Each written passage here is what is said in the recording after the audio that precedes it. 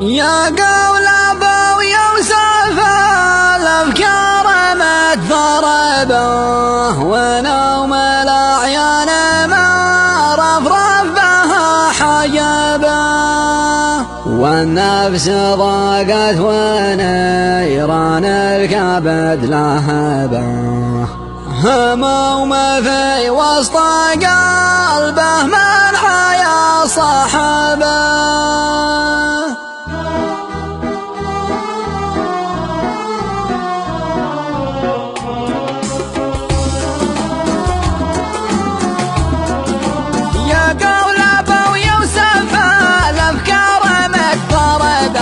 ونوم الأعيان ما رفرف بها حجبه والنفس ضاقت ونيران الكبد لهبه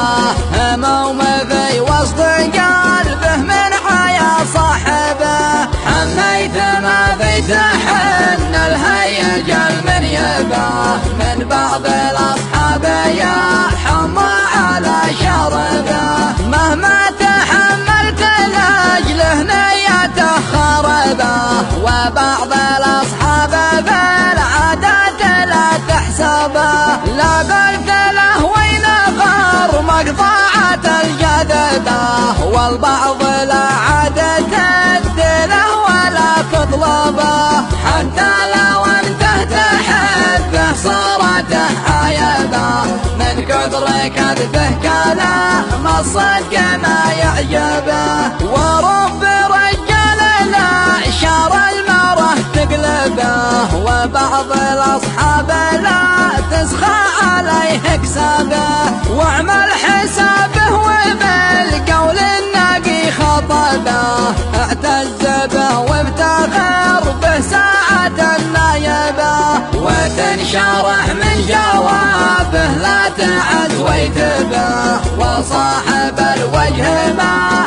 يقضي عن الصايبه يرقع ثيابه ويعمل بالصاحب وجبه لو حطوا النصلها الدلقى على غربه وناس تصبح وتمسي في الجرب نشبه إلى متى هي عوافي جات متسربه وان شي مصيبه تقفي وادبرت هربه يا اصحابي لي منعكم ما كل من ينتبه لا تبعدوها وقد هي شبه متقاربه لانتو على شور واحد ما حدا يغلبه في وحدة الصف تبقى القوة الضربة مهما سعى الشخص في الدنيا على مكسبه ما بياخذ غير ذي رب السما كاتبه واذكر شفيع البشر من ناره اللهبه واذكر شفيع البشر من ناره اللهبه واذكر شفيع البشر من ناره